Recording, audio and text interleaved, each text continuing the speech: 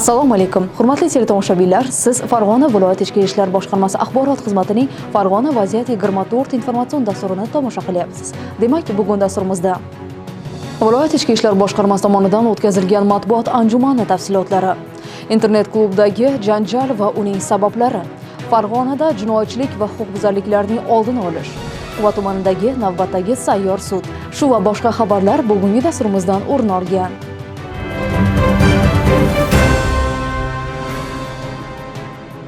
Ichki ishlar organlari tomonidan jinoyat va huquqbuzarliklarni oldini olish borasidagi ishlarga bag'ishlangan matbuot anjumani tashkil qilindi. Unda viloyat ichki ishlar boshqarmasi rahbariyati ishtirok etdi. Axborot va ommaviy kommunikatsiyalar agentligi Farg'ona viloyat boshqarmasi binosida viloyat ichki ishlar boshqarmasi rahbariyati ishtirokida navbatdagi matbuot anjumani o'tkazildi. 2024-yilda ichki ishlar organlari tomonidan jinoyat va huquqbuzarliklarning oldini olish bo'yicha amalga oshirilgan ishlar tahlili va tizimda olib borilayotgan islohotlar mazmun mohiyatiga bag'ishlangan anjumanda 30 dan ortiq jurnalistlar, bloger hamda ijtimoiy tarmoq faollari ishtirok etdi. Viloyat ichki ishlar boshqarmasi boshlig'i o'rinbosari, jamoat xavfsizligi xizmati rahbari podpolkovnik Farruxbek O'sarov, shuningdek, huquqbuzarliklar profilaktikasi, tergov probatsiya, yo'l harakati xavfsizligi, migratsiya va fuqarolikni rasmiylashtirish boshqarmalari boshliqlari, tegishli xizmatlarning mas'ul rahbarlari, ommaviy axborot vositalari vakillari bilan yuzma-yuz muloqot qilib, ularni qiziqtirgan savollarga atroflicha javob berdilar. Anjumanda qayd etilgandek, o'tgan 2024-yil viloyat ichki ishlar boshqarmasi tomonidan raqamlashtirish yili deb e'lon qilinib, yil yakuniga qadar viloyat miqyosida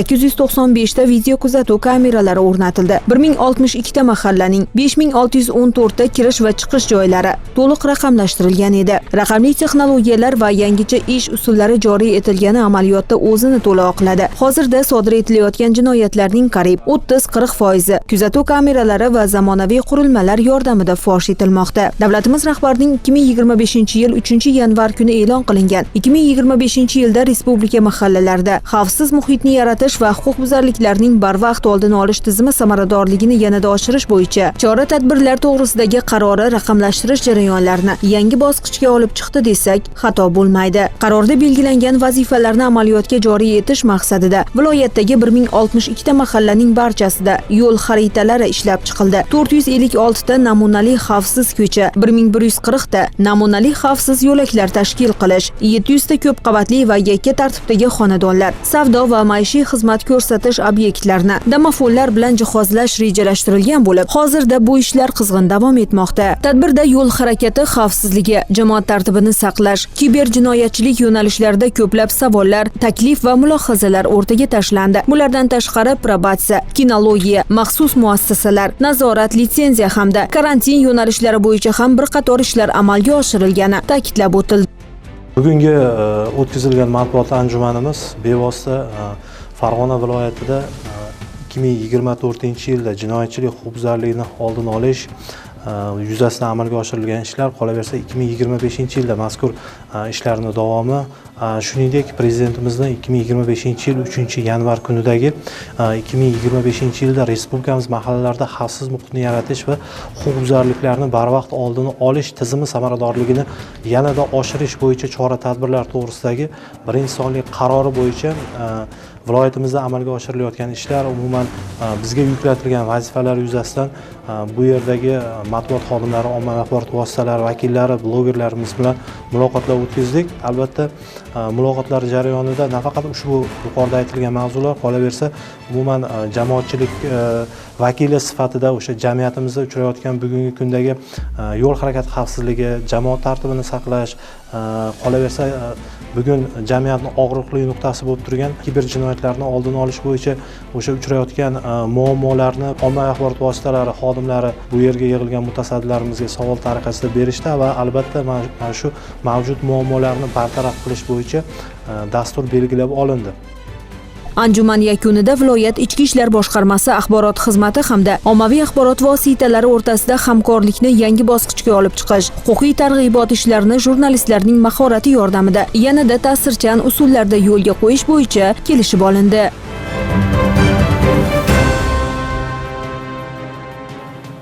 Hurmatli fuqarolar, agarda siz ham Vallomov Otabek Baxtiyorjon o'g'li hamda uning sheriklaridan jabrlangan bo'lsangiz, ichki ishlar organlariga murojaat qiling. Internet klubdagi janjal tafsilotlari hozirgi lavhamizdan o'rin olgan.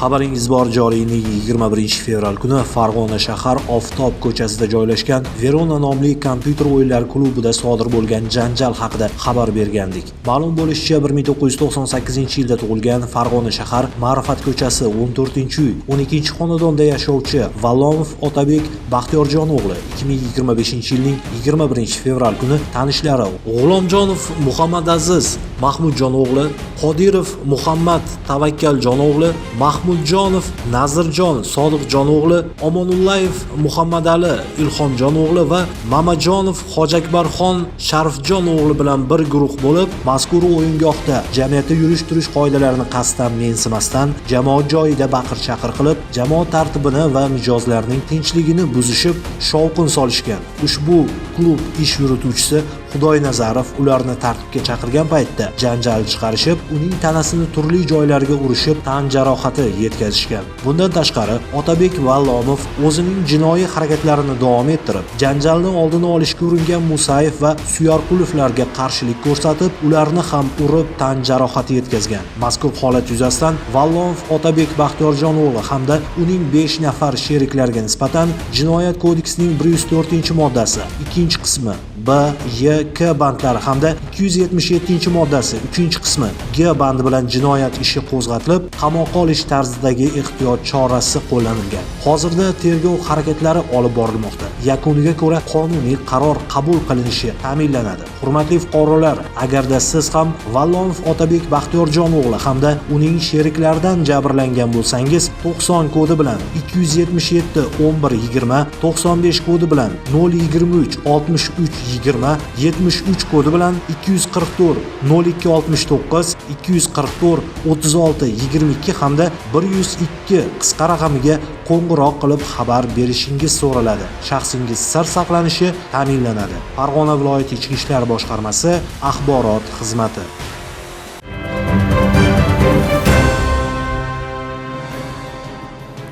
Farg'onada jinoyatchilik va huquqbuzarliklarning barvaqt oldini olish va mahallalarda xavfsiz muhitni yaratish borasida amalga oshirilayotgan profilaktik chora-tadbirlar vazirlik ishchi guruhi tomonidan o'rganilmoqda. Xabaringiz bor, Prezidentimizning joriy yil 3-yanvar kunga qabul qilingan 1-sonli qarori bilan 2025-yil davomida mamlakatimizda jinoyatchilik va huquqbuzarliklarni oldini olish hamda mahallalarda xavfsiz muhitni yaratish bo'yicha aniq mexanizm belgilab berildi. Bu borada Farg'ona viloyati Ichki ishlar boshqarmasi hamda uning quyi tizimlarida ham alohida yo'l xaritalari ishlab chiqilgan bo'lib, ishlar reja asosida tashkil qilinmoqda. Ichki ishlar vazirining tegishli ko'rsatmasiga asosan Ichki ishlar vazirligi Jamoat xavfsizligi departamenti boshlig'i o'rinbosari, probatsiya boshqarmasi boshlig'i rahbarligidagi ishchi guruh viloyatimizda bo'lib, bu boradagi ishlarni ko'zdan kechirishni boshladi. Jumladan ishchi guruh viloyat ichki ishlar boshqarmasida tashkil qilingan muvofiqlashtiruvchi shtab faoliyati bilan tanishdi. Qaror bandlari ijrosini ta'minlash bo'yicha qilinayotgan ishlar hududlar kesimida tahlil qilindi. Shuningdek, ishchi guruh boshqarma navbatchilik qismida ham bo'lib, xodimlarning xizmat jarayoni, murojaatlar bilan ishlash holati, ular uchun yaratilgan imkoniyatlarni ko'zdan kechirib, xizmat sifati va samaradorligini oshirish bo'yicha zarur tavsiyalar berdi. Bundan tashqari, hududiy ichki ishlar organlari mas'ul xodimlari ishtirokida dastlabki yig'ilish tashkil qilinib, qaror mazmun mohiyati, uni amaliyotga tatbiq etish mexanizmlari yig'ilganlarga yana bir bor tushuntirildi. Qaror ijrosi doirasida amalga oshirilgan ishlar va yo'l xaritalari ijrosi chuqur tahlil qilinib, kelgusidagi ustuvor vazifalar belgilab olindi. Ishchi guruhning viloyatdagi o'rganishlari davom etmoqda.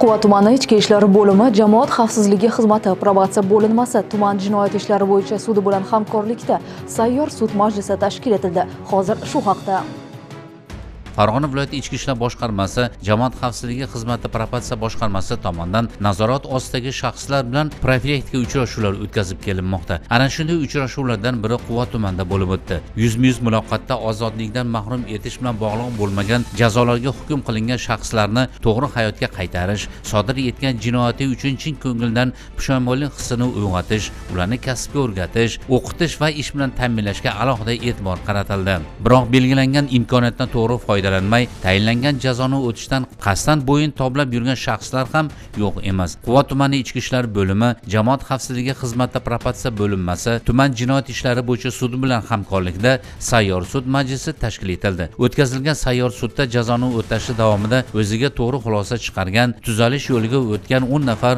mahkumlar O'zbekiston Respublikasi Jinoyat kodeksining 73-moddasiga asosan o'tab bo'lgan jazolaridan muddatdan ilgari shartli ozod etildi hamda hisobda turib o'ziga to'g'ri xulosa chiqarmasdan jazoni o'tashdan qasddan bo'yin toblab kelayotgan 2 nafar mahkumlarni jazo turi ozodlikdan mahrum qilish jazosiga almashtirildi. Lekin unutmaslik kerak, har qanday inson xatoga yo'l qo'yishi mumkin. Muhimi uni o'z vaqtida anglay bilishi, hayotni yangitdan boshlash, huquqbuzarlikka yo'l qo'ymasligi zarur.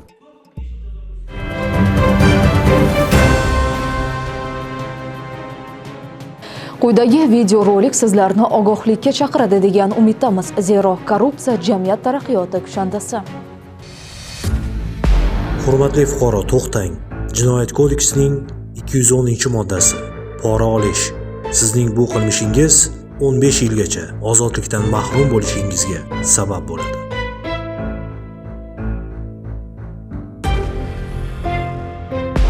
Hurmatli fuqaro, siz ham to'xtang. Sizning qilmishingiz ham jinoyat. Jinoyat kodeksining 211-moddasi. Pora berish. Sizning qilmishingiz ham 15 yilgacha ozodlikdan mahrum bo'lishingizga sabab bo'lishi mumkin.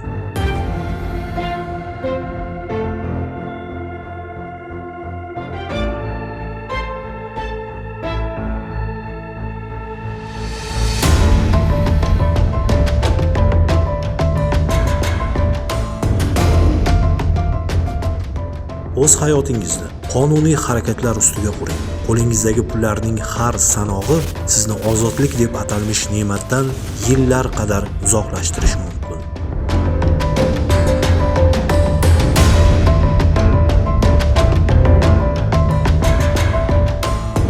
Pora olmang, pora bermang. Ogoh bo'ling.